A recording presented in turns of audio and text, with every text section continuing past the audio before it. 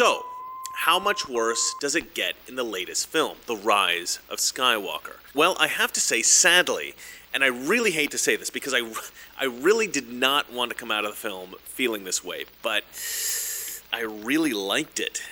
Star Wars: The Rise of Skywalker. Mr. Reagan. As we all know, The Force Awakens and The Last Jedi did not satisfactorily meet fan expectations with regard to continuing the saga of Luke, Leia, and Han. The Last Jedi in particular was an unmitigated disaster. The film seemed more like a framework upon which to hang SJW feminist propaganda points than it did an outer space adventure film.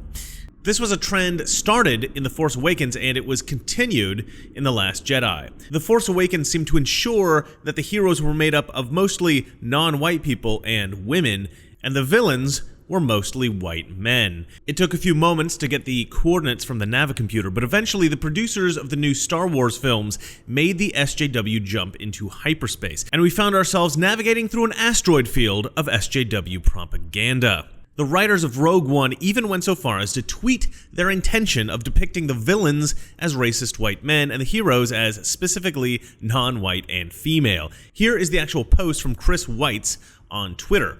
Please note that the Empire is a white supremacist human organization. And his co-writer Gary Whitta added, opposed by a multicultural group led by brave women. These tweets were both deleted, naturally, because they're totally inappropriate for a film series with a loyal following of almost totally white men. But actually, the primary reason that I was upset with The Force Awakens was not the SJW stuff, although that was, of course, annoying. But what was worse, it was really just a copy of the original Star Wars, A New Hope. I mean, it was pretty well near an identical story. They just replaced Luke with Rey, Obi-Wan with Han Solo, they replaced Vader with Kylo Ren, they replaced the Death Star with a Death Planet. It was weird. I don't think I've ever seen a sequel so blatantly rip off the original before. Ever. Now, I'm sure that J.J. Abrams will say that it was an homage, an attempt to give the fans what they wanted, but honestly, I think that's just an excuse for cowardice and lack of talent. I think that what the fans really wanted was an original story that was as brilliant as the original Star Wars. And maybe I'm being too harsh in my assessment, but as a writer myself, a writer who believes that he could have done exactly that, the idea that J.J. Abrams and the writers who were hired to make The Force Awakens, people paid millions of dollars, the idea that they couldn't do that, well, as a fan of Star Wars, it's disappointing. And as a writer who was not hired on to write that project, it's infuriating. Anyway, that was just the first major issue that I had with The Force Awakens. Another perhaps bigger issue was that they didn't make it about Luke, Han, and Leia. Why? These actors might not be around much longer. Carrie Fisher is proof of that. If you were going to follow up on their adventures, this was your last shot at doing that. But instead, you introduced all of these other characters that nobody cares about. Why? There are so many places that this story could have gone that would have been amazing with Luke, Han, and Leia as the primary characters. It's unfathomable to me that they didn't make these films about them. Of course, introducing new characters would have been natural in such films, and you'd have been able to make 3 more sequels using their kids and these new characters. A good example of an amazing character introduction to the Star Wars universe is, of course, Baby Yoda. But before I talk about that, I have to sell you something. You know, more and more companies are struggling right now, and one casualty of this might be your 401k. American workers are finding their retirement money is being frozen, and their plans being canceled. Finding your pension suddenly terminated isn't a great place to be, but it does give you a few options. You can withdraw your funds and get taxed a lot. If your workplace has gone out of business, but you have a new job, you can roll it over to your new employer, but you'll have the same risks. Or you could put the money into your own personal IRA account, where it's your right to choose your own investment. With stock markets, property, and bonds looking pretty rocky right now, precious metals, gold and silver, might be the way to go. Noble Gold are experts on precious metal IRAs. They've kept thousands of families safe when their futures were pulled out from under them. Call 877-646-5347 or hit the link below to get your free investment guide. Check out noblegoldinvestments.com today. All right, we are back. Now, one Star Wars project that has really been doing things right lately is The Mandalorian. This show succeeds where the films fail, I think, because no SJW junk, at least as far as I've been able to see. And for the most part, good, simple stories set within the Star Wars universe with a solid, satisfying Star Wars aesthetic. I mean, Baby Yoda is a freaking phenomenon. Now, I know they tried to do this with BB-8 in The Force Awakens and with Porgs in The Last Jedi, and they did have a little success with those, but the success was fleeting, and these have not proven to be icons of the series. Who even remembers Porgs 2 years after The Last Jedi? No one, because they're lame. Baby Yoda, on the other hand, now that's a character that might be popular forever. I mean, come on. Baby Yoda is just awesome. The Mandalorian himself, or Mando as they call him in the show, also an awesome character, very likable. I actually worked on a project with Pedro Pascal, the actor who plays Mando. This guy loves to joke around on set. I mean, this guy was always talking and laughing it up. He's a real character in real life, which is kind of funny because it's really the polar opposite of the stoic Mandalorian. So credit to Pedro Pascal for playing a character so unlike himself. And it's that cold stoicism contrasted by his fondness for the Baby Yoda that makes the Mandalorian an utterly likable character. And you know what? This is a problem that plagues all of the new films. There are no really likable characters. They're all two-dimensional, flat, uninteresting, and not well-defined. In the original movies, Luke, Leia, and Han were all well-defined, interesting, and likable. Luke was the eager young squire, Han, the cavalier smuggler, and Leia, the virtuous maiden with an attitude. They were brilliant. Even the supporting characters were phenomenal. Obi-Wan was the knight from a bygone era, now too old to fight, but not too old to teach the young squire the old ways. Chewie didn't even speak, but he had more charisma than most characters in films. And then there's Darth Vader. Darth fricking Vader. I mean, I don't even need to detail the reasons why that character is amazing. In the new films, we've got Rey, who's basically a carbon copy of Luke, but as with all carbon copies, she's a pale imitation of the original. Now, I should say, before I really blast this character, that I like Daisy Ridley. I think she did a great job, and she's a fine actor, and she's likable. She was the right choice for the character that they wrote, but the character they wrote was pretty awful. Rey is a Mary Sue. Now, I go into more depth about this in my review of The Last Jedi, but for now I'll simply say this. I think the writers of Force Awakens were so worried about messing up that they took a less is more approach and they just included a very basic version of Luke as the character of Rey.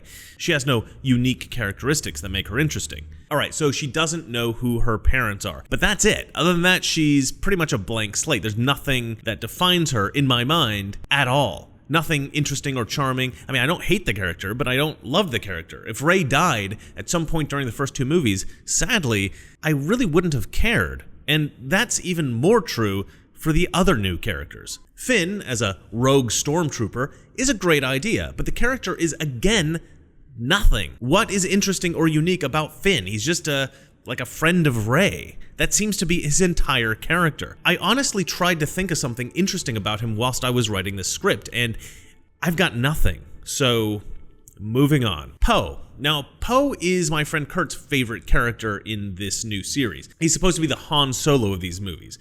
This character is played by Guatemalan actor Oscar Isaac, and I've actually also worked on a project with him, and although we didn't interact that much, I didn't really have a problem with him. He was an amiable enough guy, and, I think he's a good actor. But unlike my buddy Kurt, I don't love this character at all. And that's not Oscar's fault. He was well cast, and I think he does a good job. But the character is incredibly poorly written. Much like Rey is a pale imitation of Luke, Poe is a pale imitation of Han. First of all, Han is a true rogue. He's not a great guy. I mean, he shoots first, for crying out loud. Han does not care about anyone or anything. He's always looking out for number one. And toward the end of the original Star Wars film, he abandons the rebels in their greatest moment of need, and he flies off to go back to his rogue ways as a space smuggler. And then, at the very last minute, he swoops in and he saves the day, blasting Darth Vader and sending him spinning off into space. His love for Leia and his respect for Luke and the value he places on those friendships is so important that he says, F it. He turns the Millennium Falcon back around and he risks it all to go back and join the rebel fight. He doesn't care about their cause, right? He just cares about his friends. It's one of the most exciting redemption character moments in all of cinema. But Poe doesn't have any of those layers. He doesn't shoot first. He doesn't redeem himself. I mean, there's nothing to redeem, really. He's a pretty good guy from the beginning of the films to the end. He's just a good pilot. And like Finn, there's just nothing unique or interesting about him. In fact, in The Last Jedi, he becomes nothing more than a punching bag for feminists, the personification of toxic masculinity used as an illustrative tool to teach the audience that men are bad and women are good. And if you're going to do a trilogy of sequels to Star Wars, and you're not going to make the main characters Luke, Han, and Leia, which again is insane, but if you're not going to do that and you're going to instead hire a cast of completely new young actors, well, then at least write excellent, compelling, lovable, exciting new characters. Don't write boring, flat, uninteresting characters that nobody cares about. And that's one of the most fundamental, if not the most fundamental problem with these new films. I don't care one bit about any of these characters. There's a bit in the new movie where C-3PO is about to be deactivated, and there's a risk that he'll have his memory wiped forever. And he looks at Rey, Poe, and Finn, and he says something like, "I'm taking one last look at my friends." And it was at this moment that it struck me how little I cared about these characters. Had 3PO said this about Luke and Han and Leia, I'd be like, that's a touching moment. But with Rey, Poe, and Finn, I just thought, if you forget these people, it wouldn't be the end of the world. And those are my thoughts on the franchise as a whole. So, how much worse does it get in the latest film, The Rise of Skywalker? Well, I have to say, sadly, and I really hate to say this because I really did not want to come out of the film feeling this way, but I really liked it. I really did. I mean, this film is not perfect by any stretch of the imagination, and it's never going to be considered a classic like the original films, but I think The Rise of Skywalker may just have redeemed the new trilogy. Look, I'm aware of all the bad reviews that this film has gotten by critics and even YouTubers. One of my favorite YouTubers, Shad M. Brooks of the YouTube channel Shadiversity, eviscerated this film. I mean, he hates it, but he is totally wrong. And you don't have to take my word for it. Look at the audience score. Not bad. And it's in direct contrast to the abysmal critic score, which I think very well illustrates the disconnect between the elitist film critic perspective and the perspective of the general public. Most people just want to see a movie that's fun. Film critics demand some kind of BS SJW social commentary. I mean, look, I disagree with the fans a little bit on Force Awakens, but that's because I am an elitist writer who thinks he could have done a better job. And I was extremely disappointed that the film wasn't about Luke, Han, and Leia. Have I mentioned that yet? And this new film does suffer a little from the sins of that original film. The SJW casting is still in place, obviously. And the new boring characters are all still there, of course. And J.J. Abrams did have to follow some of the more moronic plot points that Rian Johnson had injected. And the films still aren't about Luke, Han, or Leia, but considering what JJ had to work with, considering the parameters that this film had to be written within, it is awesome. And I really wanted to hate it. I really did. I went in thinking, I'm going to get this list together of awful things about this movie, both leftist political propaganda and the bad writing and awful filmmaking mistakes, but mostly the leftist propaganda. But there really wasn't anything that bad. The acting was spotty in parts, and some of the plot stuff I would have done differently. There was some awkward timing, and I do think the plot got unnecessarily overcomplicated in places. But the basic meat and bones of the thing, great.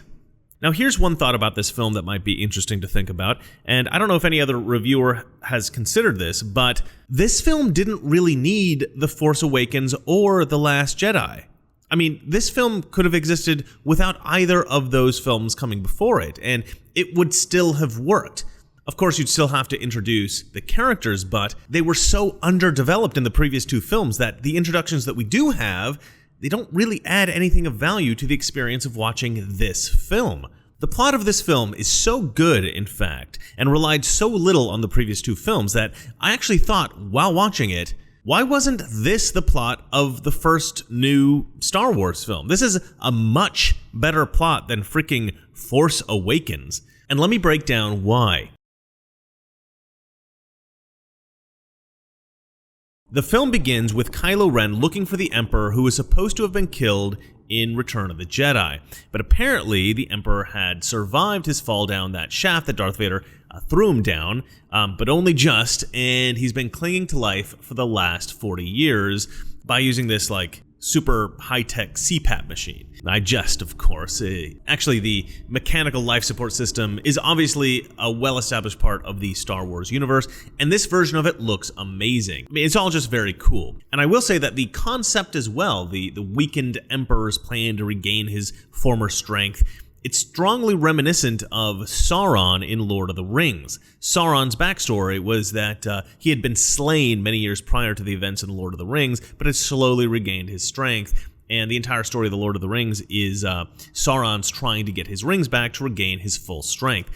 This is also, by the way, totally ripped off for Voldemort in the Harry Potter series, but I digress. But I actually love that they use this for the story of the Emperor, because the Emperor is Sauron. He's always been Sauron. In fact, the original Star Wars was pretty much a total ripoff of Lord of the Rings. Everybody credits Flash Gordon and Westerns and Hero with a Thousand Faces, but the primary inspiration for the story of the original Star Wars film was the Lord of the Rings. The Emperor is Sauron, Darth Vader is Saruman, Obi-Wan Kenobi is Gandalf, Luke is Frodo, Han is Aragorn / Strider, 3PO and R2 are Pippin and Merry. Point is, this was a great idea to use the story of Sauron as the inspiration for the continuation of the story of the Emperor. Perfect. Why didn't they do this from the beginning of the sequels? Why did they introduce Snoke for apparently no reason at all? I don't know. Maybe they hadn't properly thought it out. Anyway, so the film begins with Kylo Ren looking for the Emperor, and visually these scenes are great. He finds the Emperor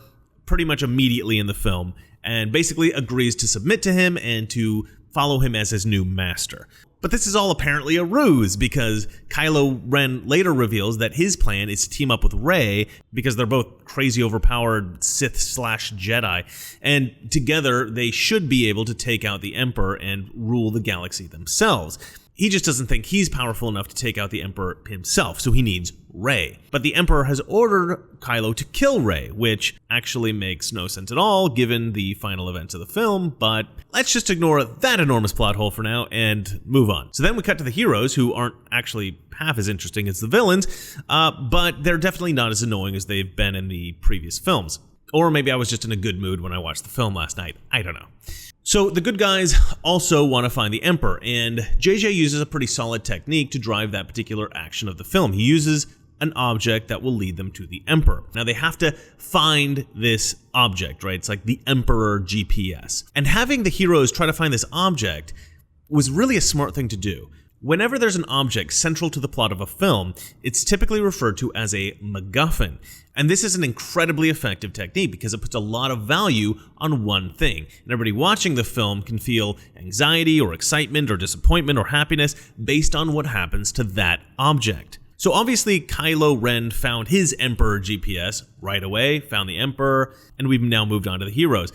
The heroes are having a much harder time finding their Emperor GPS than Kylo had. And so a pretty significant chunk of the movie is dedicated to them looking for this MacGuffin and trying to find the Emperor, which in hindsight, revealing the Emperor so early on was kind of a terrible idea.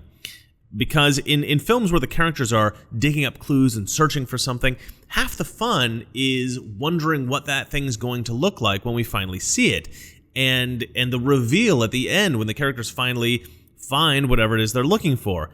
There should be this wow moment where the audience can marvel at the majesty or the horror or the beauty or merely the scale of the thing that's been discovered. This is exemplified in Raiders of the Lost Ark when they finally open the Ark of the Covenant, or in The Goonies when they finally find the pirate ship. But in this film, that's all actually ruined because Kylo Ren has already found the Emperor, and we see this in the very beginning of the film, which is a great sequence. It's fantastic, but it does ruin the thrill of the much more effective reveal that we would have gotten later on. And actually, the satisfaction of finding the MacGuffin itself, the Emperor GPS thing, that's also ruined, because when Rey finally gets to it, Kylo Ren shows up and smashes it. So that's a bit anticlimactic. But the adventures of Rey and Poe and Finn trying to locate the Emperor are still pretty fun, and we do learn a few things along the way. For instance, Rey has the ability to force heal, where she can put her hand on somebody. In the first instance, it's this giant snake thing, and she can heal an open wound. And in general, I'm usually against making drastic changes to the Star Wars universe, like adding new Jedi powers, but in this case, I actually thought it was fine. It seemed like a power that a Jedi might have, and it's hinted at in the prequels written by George Lucas anyway, so you know what? I think it's already kind of like established canon, if only as a suggestion. We also learned that Rey is crazy powerful with the Force, like way more than we've seen in previous films. In one scene, she actually uses the Force to stop a ship from leaving a planet, and it looks like she could have clearly pulled it all the way back down to the planet, even with its thrusters fully blasting away. But she doesn't do that because that effort is sort of thwarted, but I won't spoil every shot in this movie. Anyway, the scene is pretty spectacular. In that same scene, we discover that when Rey gets mad, she can produce lightning like the Emperor, which it's sort of suggested later that this is an indication that she has access to the dark side of the Force if she lets it in. I mean, actually, it's a great visual illustration of her inner conflict. When she's filled with love, she can force heal, and when she's filled with hate, lightning. It's great. One of the stops along the way that the heroes have to go to in order to find the Emperor is the ruins of the Death Star, which has crashed onto one of the moons of Endor. Now, this is not the Forest Moon where the Ewoks live, but rather one called Kef Bir. And it's a great looking planet. Brutal, raw, desolate. It looks like northern Scotland. And the ocean is just savage. It's very cool. Anyway, just before this scene, we have the biggest reveal of all. Rey is the Emperor's granddaughter. Brilliant. Now, this was a fan theory since like the first film. And I don't know if J.J. Abrams read that fan theory and thought, that's a good idea, or if that was the idea from the beginning. But it looks to me like that was always the idea. So that was always the idea. Why wait until the third movie to reveal it? Or to reveal that the Emperor had survived the events of Return of the Jedi? I mean, had they revealed those two plot points in the first and second films, I would have been much more invested in these films, and I wouldn't have hated them nearly as much. Saving those revelations for this film is a huge mistake. All right, let's get back to the story. So eventually Rey does find the Emperor, and the ending is a bit of a mess, story-wise, but the broad strokes are actually very good.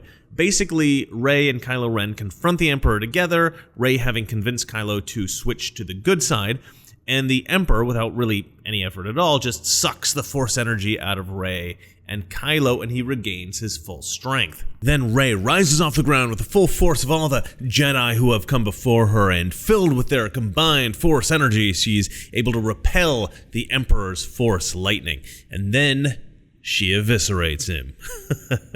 And everybody lives happily ever after. Cut to black, cue epic Star Wars music, the end. And that's the broad strokes. And the broad strokes are great, solid storytelling. But the details put a few kinks in the otherwise elegantly coiled hose of that storytelling. Okay, that was an odd analogy, but I stand by it. All right, now what do I mean by that? What details? Well, it's not actually Rey and Kylo that confront the Emperor at first, it's just Rey. And she's about to kill him when the Emperor suddenly says, "Ha! That's actually what I want you to do, because then our souls will fuse together and I'll be in a new, healthy young body and I can go on ruling the universe, my soul fused with the soul of my granddaughter, the rightful heir to the Imperial throne of the galaxy, in this new, cool young body." And Rey's like, whoa, whoa, whoa, no way, dude, not happening. But this kind of creates a dilemma in the story, because now what is she gonna do? She can't kill him, so what? So then, in order to convince her to strike him down and soul merge, the Emperor opens up these bomb bay doors and shows her that all of her friends are being killed off in this massive space battle. And then he says, listen, if you want to save your friends, you're going to have to join me. So, kill me and let's merge souls. And yes, this is obviously exactly the same scene as Return of the Jedi without the weird soul merging stuff. But actually, this was treated a lot more like an homage than what happened with The Force Awakens, and so I really didn't mind it so much. It just kind of seemed like, well, I guess this is what the Emperor does, kind of his thing. All right, so then Rey is like, crap, fine. And she starts walking forward really slowly and solemnly as if she's gonna go through with it and soul merge with her grandfather, which, really isn't convincing at all. And I mean, that's not going to happen. So really, you're watching the movie just waiting to see what the next twist is, So then who shows up but Kylo Ren? And he's all running in slow motion to save her, before she merges souls with Grandpa. So Kylo gets there, and Rey and Kylo both raise up their lightsabers in unison, which does look pretty cool. But didn't we just establish that you can't kill the Emperor? So what are you doing? But whatever. Anyway, so then what could possibly happen next but another plot twist? The Emperor's like, just kidding. He didn't want to soul merge at all. He reveals that he was actually just buying time until Kylo showed up, because apparently Kylo and Rey are so incredibly strong with Force energy that the two of them together can bring the Emperor back to full strength, or whatever. So he then pretty much effortlessly sucks the Force energy out of Rey and Kylo and becomes his old evil Emperor self, fully charged and ready to go. Meanwhile, Rey and Kylo are lying on the ground, literally drained of energy. But then Kylo lifts himself up, and he's ready to fight the Emperor one last time. And the Emperor's like, hey, your grandfather threw me down a horrible pit to die. So you know what? I'm gonna throw you down a horrible pit to die. And with a flick of his bony wrist, Kylo was tossed like a rag doll into this cavern thing down to his death. So then the Emperor looks up at the battle above him, and he's like, you know what? I'm so powerful right now, I can totally take out like all of those spaceships with my Force lightning thing, because I am so freaking overpowered right now. It's crazy. And that's exactly what he does. And it's actually a pretty cool thing to see in the movie. It's pretty epic. And now all the good guys in the space battle are all getting killed off from this Force lightning, and Rey's still passed out on the ground, and things are looking pretty grim. But then Rey hears the voices of all the Jedi who have come before, Luke and Obi-Wan and Yoda and several other Jedi that nobody cares about. And she realizes that all the Jedi who have ever come before her are now channeling their Force energy through her, and she can totally take out the Emperor. So she stands up, crank starts her lightsaber, and she stands there like, come at me, bro. And the Emperor's like, oh, you want to go? I mean, okay, I'm just gonna kill you, but whatever. And so then he turns all of his 1.21 gigawatts of Force lightning onto Rey. But Rey is like crazy overpowered now too. So she blocks all of this with her lightsaber, and then she grabs Kylo's lightsaber, and she's got this pair of lightsabers crossed, and she's walking forward toward the Emperor, and he's like, oh crap, how's she even doing this? And then he's all like eviscerated by his own Force lightning. Okay, so the good guys win, Emperor dead, everybody's happy, right? But then, because of all the immense effort that it took to do all of that, Rey dies, which is kind of crazy. But then, plot twist, Kylo Ren's not dead, right? He comes crawling out of the crevasse that he was thrown into, and runs up to Rey, and he's like, no, Rey's dead, right? I mean, he's like all upset and stuff. Actually, great acting. By the way, I really don't like Adam Driver. I really do not enjoy watching him on screen. I've seen him in several projects. I've never liked him at all. But in this movie, he's great. His acting is brilliant, especially in this scene. I mean, he's interesting and he's convincing. And this is the first time I've ever liked watching Adam Driver in any movie ever. All right, so back to the story. So Kylo's all like holding Rey, and he's like crying, and he's all upset. And then he's thinking like, wait, you know what? She has this Force healing power. I mean, I could probably do that, right? You know what? Let's just try it. But the thing is, Rey isn't injured. She is very clearly dead. So he would actually be bringing her back to life, which would be pretty crazy within the Star Wars universe. But he tries it anyway, and it's not working. But then after like 30 seconds, suddenly it works. And, you're watching this movie, and you're like, seriously? I can't believe that worked. He brought Rey back from the dead. And, I actually don't really like the way that it was acted or shot, or, and I don't like the music that was used for that particular scene. I don't think any of that was really done right for that moment. But still, it was a good idea, and it did seem pretty impressive.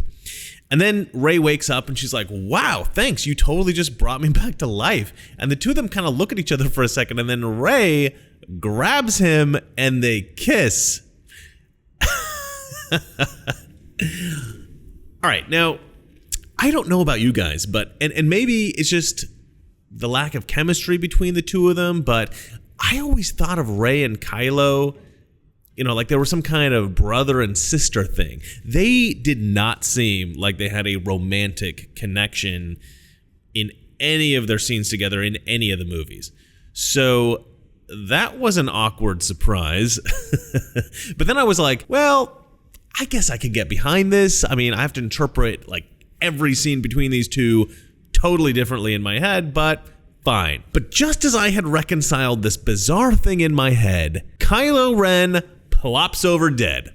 Plot twist 9,724, and that was only in this 5-minute sequence of the film. And it was very awkward. Kylo dies, Rey kills the Emperor, Rey dies, Kylo's not dead, Kylo saves Rey, they kiss, Kylo dies. It's just too much dying and coming back to life in one movie. Certainly too much for a 5-minute sequence. So as I said, good story in the broad strokes, not so good when you consider the details. And look, actually, the idea was very powerful. That's a very powerful thing to happen, for Kylo Ren to have become good because of this girl Rey, and then after Rey dies, he somehow conjures up the will to bring her back to life with his force powers, but it's such a drain on him that it kills him. That's quite a sacrifice. That's a big deal. That's a real redemption moment. That's very powerful. But because they added that kiss in the middle of it, it just was weird. It was very poorly timed. I feel like with J.J. Abrams, he's always trying to have his cake and eat it too. I think J.J. Abrams always has like 10 different possible directions that a scene could go. Maybe 100, maybe 1,000. And he finds the ones that work the best, right? Because there's a couple of options here, right? Kylo brings Rey back to life. Rey is grateful. The two of them realize that they love each other. They kiss. They live happily ever after. Another option, Kylo brings Rey back to life. She wakes up, but because it's such a drain on Kylo, he dies. And you see, oh wow, he sacrificed himself for Rey after Rey turned him good. That's a really powerful moment. But it's almost like J.J. Abrams couldn't decide which one to do. So he's just like, you know what? Let's do both. And they don't work together. You can't do both. You gotta choose one, man. And this is a problem that plagued, I think, a couple of moments in the film, but this was the most striking. This was pretty bad. But again, broad strokes good, details not so good. But now the reason that this got poor reviews had nothing to do with any of these problems that I've mentioned already. The reason that this got poor reviews by critics is summed up by one review I read in particular. This is from somebody by the name of Sean Burns from the New England Movies Weekly. He wrote, "The elephant in the room here is that they accidentally made a real movie last time. So of course J.J. Abrams was brought back on board to make sure nothing like that ever happened again. But we all know The Last Jedi was awful. So for this guy to call it a real movie indicates to me the true feelings of these critics. They actually like all of the SJW crap. They need a social justice message that, for the rest of us, ruins the films. The best thing about The Rise of Skywalker is that it is devoid of SJW and feminist nonsense. There is, of course, the lingering problem with the casting of the main characters. In the first two films, they brought in a girl, a black guy, and a Guatemalan guy for the main cast, and then killed off pretty much every white guy who ever existed in the history of Star Wars. And so, I mean, how are you going to fix that? It is what it is. The damage is done. They do bring in a couple of new major characters, but both are women and one is a black woman. So with regard to the cast, they could have maybe been a little bit more inclusive in this movie, maybe by casting a single white guy. But whatever. Honestly, at this point, they've become so overtly political that this has become the new normal for SJW Star Wars. And relative to the massive SJW madness of the previous two films, especially The Last Jedi, I mean, I'll take it. I hate the SJW motivated crap, but this is pretty mild, relatively speaking. And I also forgive them for this film's continuation of the white male hatred in casting, because they actually did cast a few white males. I actually think these guys were in The Force Awakens as well, but it's been quite a while since I've seen that movie, if I'm honest, so I'm not sure. But it's the guy from Lost and the guy from Heroes, so J.J. Abrams' buddies. But two white guys with actual lines are part of the good side in the new Star Wars films. I can hardly believe it. It's madness, people. And there's even a black woman in the leadership of the bad guy's side, which is like, what? What is this craziness? I was shocked, I'll be honest. I was shocked. A little equal opportunity, good guy, bad guy racial makeup. It was a beautiful thing to see. My guess is that the executives at Disney were like, okay, listen, Kathleen Kennedy, cool your jets on the whole SJW virtue signaling. It's obvious to everybody what you're doing here, and everybody is annoyed by this. And you are ruining these movies. Just back off and let JJ take the reins. But JJ Abrams went a little bit further than just detoxing the film from the SJW saturation. He also gave a big FU to Rian Johnson for messing up Episode 8, The Last Jedi. Hardcore fans will definitely appreciate this. So then, you remember in The Last Jedi, Luke famously tosses his lightsaber over his shoulder. Psh, I'm over it, walks off, whatever, don't need any lightsaber. This cavalier attitude of Luke's was not received well by fans, nor by Mark Hamill, who ranted on endlessly about how they ruined his character. This ruining of Luke Skywalker was reinforced throughout the movie by Luke constantly saying, "The Jedi is over, the Jedi need to die, no more Jedi, burn the temple and the ancient books, kill off all memory of the Christian patriarchy. The Jedi." So JJ was clearly unhappy with Luke's uncharacteristic dismissiveness, and he introduced a scene in this new film where Rey throws Luke's lightsaber into a fire. But just as she does this, Luke appears as a Force ghost and catches the lightsaber, and he says, "A Jedi's weapon deserves more respect." A complete 180 from his character in The Last Jedi. It was brilliant. So, J.J. Abrams clearly tried to fix a lot of the things that annoyed fans from The Last Jedi, and he tried to tamp down on a lot of the SJW stuff. But at the end of the film, I must warn you, there is one pretty egregious SJW virtue signal that did annoy me. At the end of the film, when everyone is celebrating and hugging, etc., they throw in a lesbian kiss. I saw that and I thought, seriously? You had to do that? You got through the entire film with barely a hint of SJW BS, and then you throw that in. Really? Really? And in case you were wondering, it's not like a sexy lesbian kiss. It's like a granola-eating, Birkenstock-wearing, Subaru-driving lesbian kiss. But you know what? I think the compromise was worth it. I was so ready to hate this movie, and I was so disgusted with how they had destroyed the franchise up until this point that the lesbian kiss, much like the perpetual killing off of old white men and the seemingly compulsive resistance to hiring new ones, it just didn't seem like as big of a deal as it would have been if all of these films had been good from the start.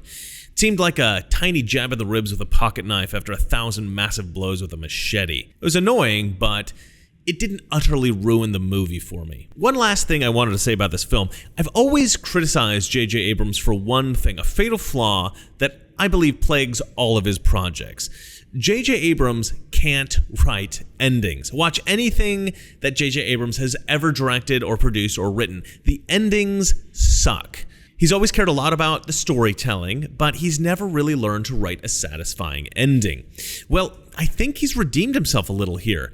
It's not the best ending in the history of cinema, but it was satisfying, and that's really what counts. I still think that JJ should call me to consult on every project that he does, just so that I can write him a killer ending for all of his projects, but that will, I can say with total confidence, never happen. So I do suspect that the bad ending curse will rear its ugly head yet again in future Abrams projects. That said, in this instance, he redeemed himself a little. This was a strong ending. Well done, JJ. In all, I would say that the story was solid. The action sequences were great and the locations were cool. The movie was just a hell of a lot of fun. These films will never be as good as they could have been because they weren't about Luke Skywalker, they weren't about Han Solo, they weren't about Princess Leia. They were about characters that we don't care about.